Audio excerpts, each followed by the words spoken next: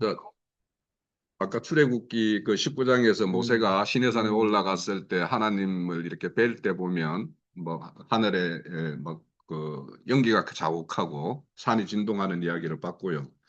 이사야서 61장 10절에 보면 내가 여호와로 말미암아 크게 기뻐하며 내 영혼이 나의 하나님으로 말미암아 즐거워하리니 이는 그가 구원의 옷을 내게 입히시고 공의의 겉옷을 내게 더하심이 신랑이 사모를 쓰며 신부가 자기 보석으로 단장한 같게 하셨습니다. 자, 여기에 보면 구원의 옷, 공의의 겉옷이 있고 우리 저 64장에는 더러운 자기 의의 옷을 이렇게 말씀하고 있죠. 대비를 이루고 있죠.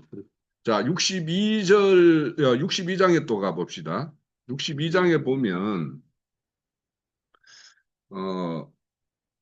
8절인가? 62장, 63장.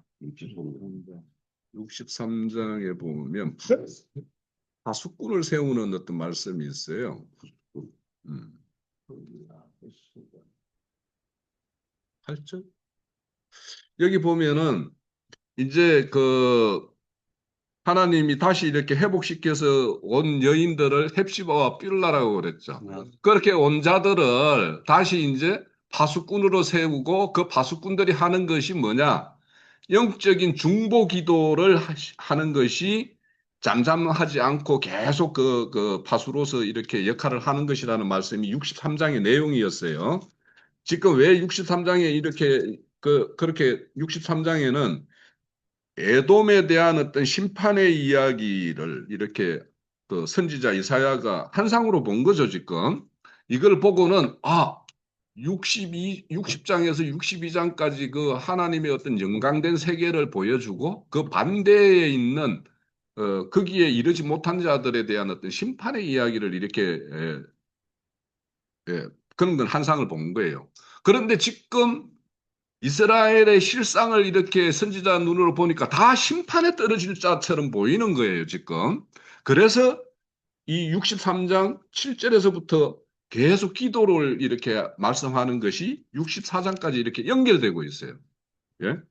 자, 그래서 이 64장의 이치는 이런 62장,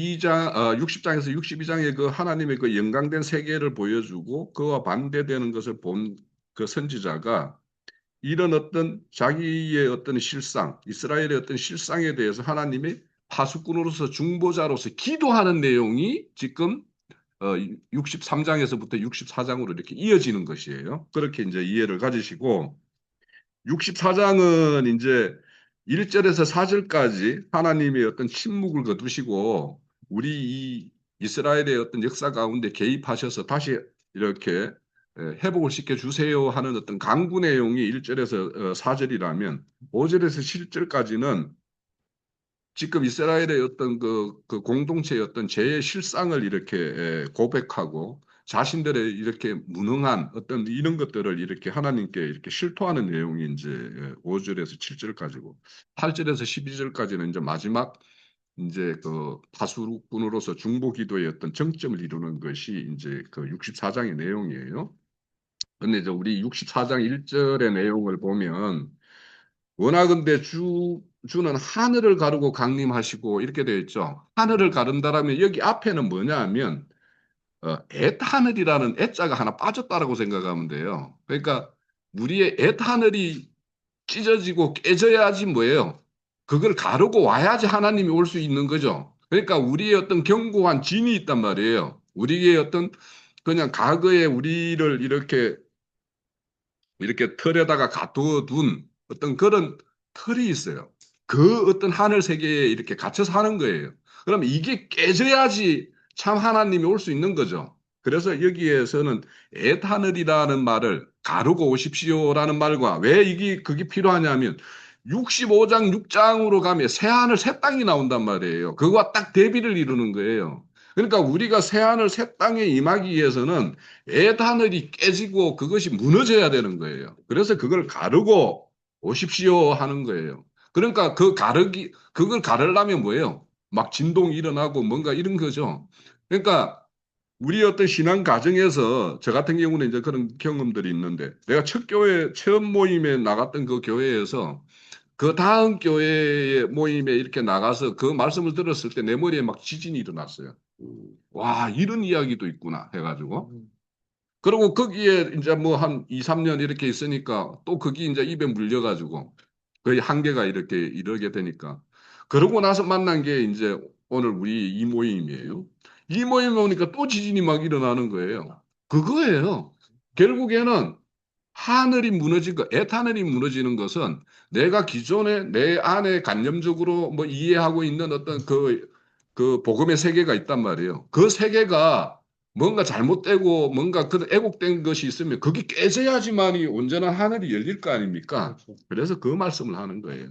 그래서 우리가 평상시에는 평온한 것처럼 있지만 그분의 참 진리의 말씀과 우리의 어떤 생명되는 말씀이 딱 임하게 되면 우리 안에 있는 석가 같은 거, 불에 살라서 그냥 사그라져 버릴 것 같은 그런 것들이 일어나는 것이고, 내가 평상시에는 물이 그냥 잔잔한데, 그 하나님의 말씀이 툭 떨어지니까 막 내 속에 막 불 붙듯이, 그러니까 내 속에 있는 것들이 그냥 막 끓어오르는 거죠.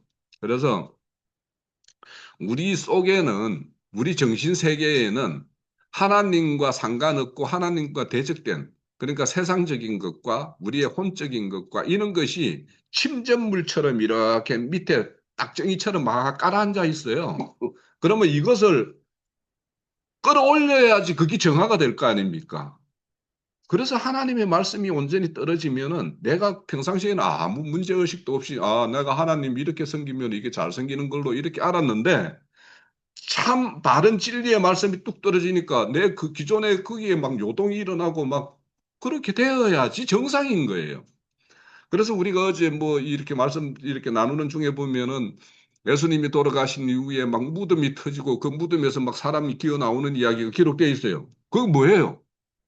예수님이 거기 보면 그 밑에 있는 그 로마 백부장이 뭐래요? 이가 참으로 하나님의 아들이구나라고 그렇게 고백하는 게 있죠. 왜냐하면 걔들이 볼 때는 어 하나님의 아들이면은 뭐 이렇게 저렇게 뭐 이런 모양이어야지 맞는데라고 생각했는데 그분이 돌아가시면서 그 어떤 마지막 그 에마디의 어떤 뭐 음성을 듣고 이렇게 하다 보니까 자기가 그 모습을 보면서 어느 순간에 자기가 어떤 틀에 갇혀 있던 그것이 탁 터져 나옴으로 인해 가지고 이가 정말 하나님의 아들이었구나 이런 고백이 터지는 거잖아요. 그러니까 무덤에 있는 사람들이 죽은 자들이 하나님의 음성을 듣는다 이런 말이 뭐냐?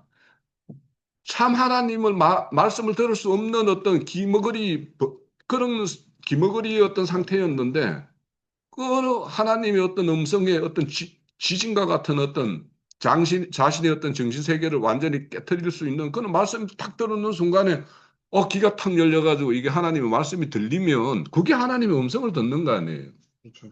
그런데 그걸 막 어지 뭐 물리적인 어떤 무덤이 막 깨지는 뭐 이런 차원으로 이해한다라면 그 당시에 그러면 이스라엘 땅에 예수님 부활할 때 무덤이 다 깨지고 막 엎어지고 했다라는 말인지 모르겠어요. 그거 역사적인 사실이 뭐 그런 일이 있는지 모르지만 우리가 다 무덤에 이렇게 죽은 자였잖아요. 영적으로. 그런데 어느 음성이 떠올려서 하나님의 말씀을 이렇게 영접하게 되는 어떤 그 상황을 말하는 것이 이제 그죠. 그래서 우리가 평상시에는 우리가 큰 문제가 없으면 또 늘 듣던 말을 들으면 큰 감흥도 없지만 그거에 대해서 큰 반발심도 없이 그냥 이렇게 신앙생활을 할 수가 있어요. 그런데 우리가 참 하나님의 어떤 올바른 진리의 말씀을 못 듣던 사람이 그것을 듣게 되면은 뭔가 이 지진이 일어나면 그 사람에게는 가능성이 있는 건데 그런데 뭐 지진이 안 일어나고 늘 평상시와 똑같은 걸 주장하고 똑같은 말을 하고 이렇게 하면 어제 같은 경우에 내 그런 걸 보면서 아이고 이거 뭐하러 더 이야기할 필요가 있겠나 싶은 생각이 들었던 게 그 사람은 견고한 진을 쌓아가지고 누구도 이렇게 뚫을 수 없는 어떤 그런 진을 치고 있는 사람인데 아직 때가 아닌 것 같다라는 생각을 했었어요. 그와 같아요.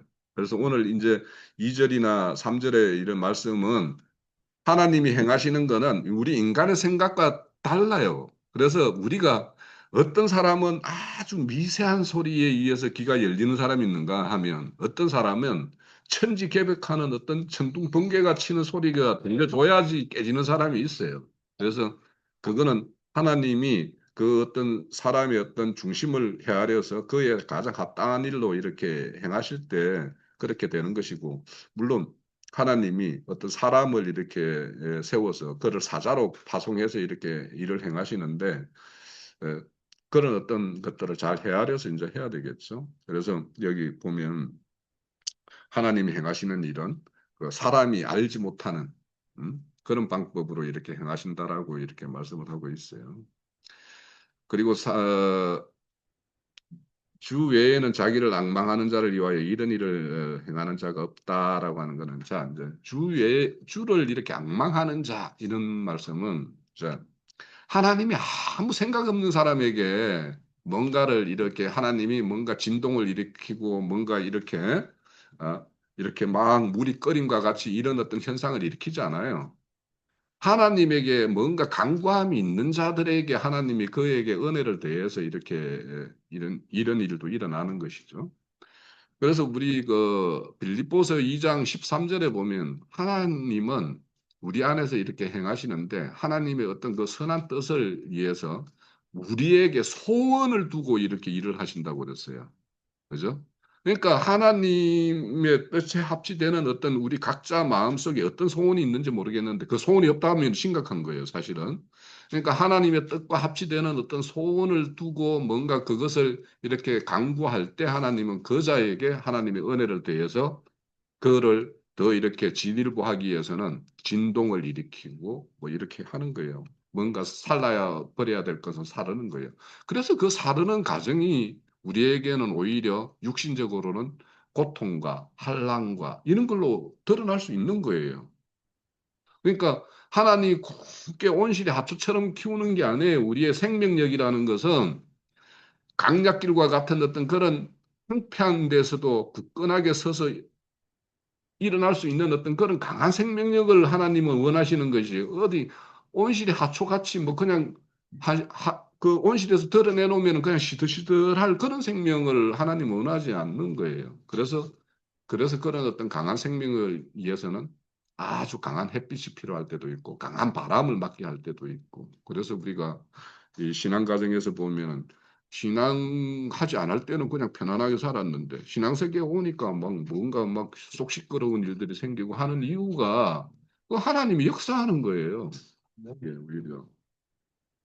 자, 그래서 자기 앙망하는 자들을 위해서 이렇게 하시는 일이 있다. 그러니까 세상 신들은 뭐냐면 달콤한 어떤 사탕을 자꾸 먹여줘가지고 그렇게 이렇게 한다라면 하나님은 쓴 약도 이렇게 하시는 것이 하나님의 어떤 처분이죠. 그래서 우리 인간의 생각과 전혀 다른 방식으로 하나님은 일하실 때가 많다라는 것이고. 또 주께서 5절에 보면 기쁘게 공의를 행하는 자와 주의 길에서 주를 기억하는 자. 그래서 뭐냐면 우리가 주의 기억을 한다라는 것은 성경에 기록된 어떤 한 사람 한 사람의 인물들을 이렇게 세우는 그 과정들을 우리는 보고 있죠. 그러면 우리 각자가 어떤 그 우리의 어떤 샘플되는 어떤 그 인물들을 우리 인생과 이렇게 등치시키면 우리가 어디쯤 가고 있는가도 자신의 모습을 좀 발견할 수 있어요. 그런 거에다 붙여보면. 그러면 그런 길에서 어떤 시련이 온다라면 그 우리의 믿음의 선지는 그때 어떤 고통스러운 마음을 가지고 이겨냈을까를 생각해 보면, 그리고 하나님이 결국에는 그 자를 어떻게 어떤 인물로 이렇게 양육하고 이끌어냈는가 하는 것을 보면 우리에게는 또 새로운 소망과 그런 것을 갖게 돼요. 그래서 그렇게 하나님을 기억한다라는 것은 하나님의 행사가 어떠한가를 알고 그분에게 어, 나의 어떤 모든 것들을 이렇게 이탁하고 의뢰하는 어떤 그런 자들이 하나님의 이름을 기억하는 자가 되겠죠. 그래서 이런 것들을 보면은 이제 우리가 하나님을 기억한다라는 의미는 늘 우리에게 세상 사람들이 반하는 달콤한 것만이 아니라 하나님은 쓴 것도 늘 이렇게 분배하시는 분이다라는 걸 우리가 알 때 실망하지 않고 또 그 어떤 어려움도 이겨낼 수 있는 거예요.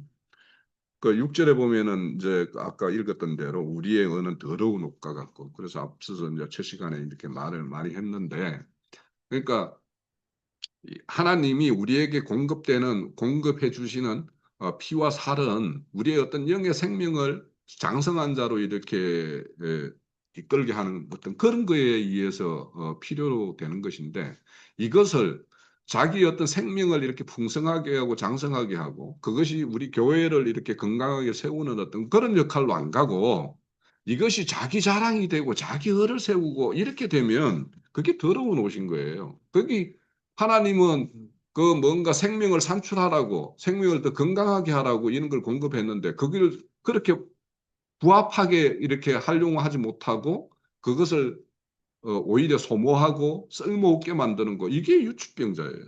그러니까 그런 것들에 대해서도 우리가 분명한 인상을 가지고 그렇게 하면 되고, 그래서 시드는 잎사귀 하는 건 아까 그 말씀을 잘 하셨는데, 그 아담과 하와가 그렇게 뭐 무화과 잎으로 했는데, 그거는 자기가 스스로 가진 거잖아요. 하나님이 그 어린 양을 잡아서 그 가죽옷으로 이렇게 입혀준, 앞에 우리가 61장 10절에 본 구원의 옷, 공의의 겉옷이 아닌 자기 스스로 가리는 옷 아니에요. 그러면 이 자기 스스로 가리는 것을 오늘날 이렇게 우리 종교 세계에다가 비춰보면, 그냥 각종의 애법들을 이렇게 실행하면서 내가 오늘 하나님께 거룩한 예배를 드렸다라고 이렇게 착각하는 거. 자기가 착각하고 남들도 속이는 어떤 이런 것들이 이제 그 더러운 옷이고, 그런 것들은 생명이 안 되니까 시드는 어떤 그런 잎사귀와 같다라고 이렇게 표현해요. 그래서 의라는 거 내가 다시 한번 설명할게요. 하나님께서 의라고 하는 거는 뭐예요? 의는 쌍방의 관계예요. 하나님과 나와의 관계, 우리 지체와 지체 관계에서 각자가 자기 이치가 있어요.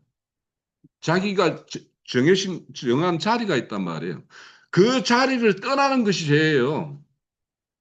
그러니까 아담과 하와가 선악과를 먹고 그들이 하나님 앞에서 이렇게 활동하고 살아야 되는데 어디로 숨어버렸죠. 그러니까 하나님이 있어야 될 자리에 지정해 놓은 자리를 떠나는 것이 죄예요. 자, 이거 뭐냐면 하나님과 우리의 관계는 우리가 장성한 자일 때하고 어린아이일 때와 장성한 자일 때, 그래서 장성한 자가 되면 하나님이 파수꾼으로 세우고 중보 기도자로 이렇게 세우고 그런 역할을 하는 것이 마땅하다라고 하나님은 했어요. 그런데 늘 어린아이와 같은 젖먹는 어떤 그런 신앙을 하게 되면 이게 하나님으로부터는 이게 어렵지 않은 거죠. 자기 역할을 못하는 거잖아요.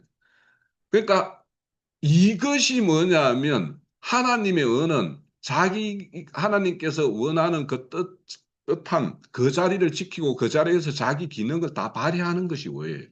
그러니까 아버지와 아들이라면 아들로서 역할을 다 하는 것이 의예요. 신랑과 남편으로 보면은 아내로서 역할을 다하는 것이, 남편으로서 역할을 다하는 것이 의의 관계예요.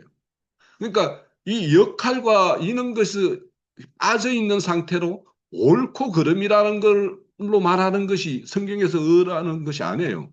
성경에서는 옳고 그름이라는 것은 네가 그 자리에서 하나님이 정한 자리에서 그 역할과 그 기능을 다 하는 것이 옳은 거예요.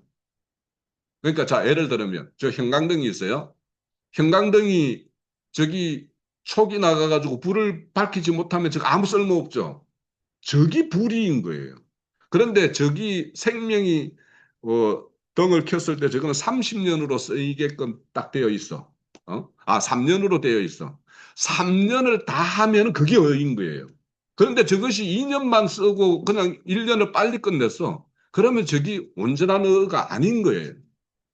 그러니까 성경에서 의라는 것은 그런 관념으로 우리가 이해해야 돼요. 하나님과 나의 관계에서 내 이치, 하나님의 이치.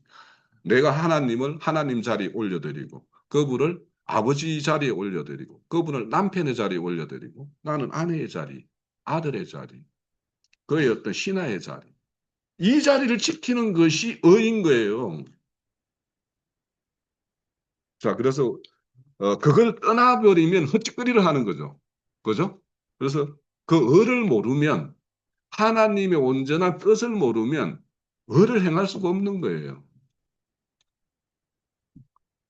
자, 주의 이름을 부르는 자, 그 스스로 분발하는 자, 그를 붙드는 자가 없다라는 것은 지금 선지자가 이스라엘의 실상을 그대로 이렇게 하나님께 이렇게 고하는 거죠. 이게 뭐냐면 선지자로서의 어떤 역할인 거예요. 그래서 지금 보면 과거에 에, 시내산에서 모세에게 보여줬던 그 어떤 하나님의 임재 가운데 있었을 때 그런 어떤 사건, 그런 것들을 이렇게 기억하면서 하나님 그때 그렇게 하셨는데 오늘날 우리에게 그런 것이 필요합니다라고 이렇게 요청하는 것이었고, 그 요청을 하는데 지금 우리의 실상은 이와 같습니다 하는 것이 6절 7절이죠. 그죠?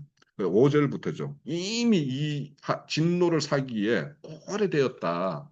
이렇게 말씀해요. 5절에 보면 그런 것이 이제 이스라엘의 어떤 실상에 대해서 중보자가 이렇게 고백하는 거죠. 그래서 우리의 기도도 똑같아요. 하나님 과거에 이렇게 하셨는데 저 그 일 기억하고 있습니다. 지금 내가 비록 이러이러한 처지에 있습니다. 하나님에게 진노를 사기에 합당한 자입니다. 그렇지만 이제 8절에서부터 이제 역전이죠. 예? 그렇지만 나는 당신을 나의 아버지로 여깁니다. 이런 말씀을 이제 하고 있어요. 이 아버지란 말이 63장부터 등장을 해요. 63장 16절 봅시다. 그 보면은 주는 우리의 아버지시라. 어, 아브라함은 우리를 모르고 이스라엘은 우리를 인정하지 아니할지라도 여호와여 주는 우리의 아버지시라. 이렇게 말씀하는 건 뭐예요? 이들이 과거에는 선민 사상에 붙들려 있던 사람들 아닙니까? 그런데 지금 뭐냐면 그런 선민 사상이 다 깨져 나갔잖아요. 아브라함이 야곱이 창피해서 너희는 내 후손이라고 안 할 그렇게 후손이라고 인정하기 싫을 정도의 지경에 이르렀다라는 말이 지금 이제 이런 어떤 실상의 어떤 고백인 거예요. 그래서 그런 실상이지만 당신은 나의 아버지 아닙니까? 아버지면 자식 버리는 아버지는 없지 않습니까? 이런 말씀을 이제 그 강구하는 기도로서 올리는 거죠. 그러면서 우리는 진흙이다. 아버지는 토기장이다. 그럼 뭐냐? 우리는 토기장인 당신 손에 이렇게 붙들려 있는 진흙입니다. 새로 빚어주세요. 이런 뜻이죠. 그죠? 결국에는. 네. 그래서 창조주 하나님께서 우리를 이렇게 이 땅에 내셨고 했으면 하나님이 합당하게 쓰기에 합당한 거룩으로 이렇게 하나님이 빚어주셔야지요. 우리는 할 수 없습니다. 하는 것이 이제 이런 고백이에요. 그러면서 이제 주는 주의 거룩한 백성 강야가 되었고 지금 자기의 어떤 실상이 스스로 이렇게 회복할 수 없는 어떤 실상임을 10절에서 이렇게 말씀을 하고 있는 거죠. 그리고는 우리 조상들이 주를 찬송하던 우리의 거룩하고 아름다운 성전이 불탔습니다. 이렇게 그러면 이런 고백을 하는 것은 뭐예요? 이런 불타고 황폐한 거 이것들을 다시 복원시켜 주시고 성전도 다시 건축해 주세요라고 이런 말씀과 같은 거죠. 그런데 하나님은 이런 옛날 것을 복원시키는 것이 아니라 완전히 새 하늘 새 땅으로 완전히 세계를 바꿔버리는 걸로 응답하는 거예요. 그래서 이제 12절에 보면 마지막 이제 가장 그 절정의 그 중보 기도가 언제까지 아직도 가만히 계시려 하나이까? 우리가 얼마나 더 괴로움을 받게 하시기를 하나님은 어, 그 심중에 두고 계십니까? 빨리 좀 하나님께서 직접 개입하셔서 이렇게 우리를 옛날 모습으로 이렇게 회복시켜 주십시오 하는 것이 지금 64장의 어떤 전체적인 어떤 강구의 기도예요. 그래서 이 기도에 응답하는 것이 65장, 66장이에요. 그래서 새 하늘과 새 땅으로 그래서 옛 하늘을 다 찢어버리고 너희들이 마음 중에는 너희는 단순하게 그 예루살렘 성전을 다시 복원하는 것이 너희의 어떤 소망일 것인데 그것이 아니라 하나님은 심령 성전으로 이렇게 응답하시는 어떤 이런 걸로 그래서 그 새하늘과 새 땅을 만든 이런 걸로 응답되어서 이렇게 연결되는 것이 54장 그 이후의 말씀이다. 이런 흐름을 가지고 이제 우리가 내주의 새하늘과 새 땅에 대해서 우리가 말씀을 나누면 될 것 같습니다. 예.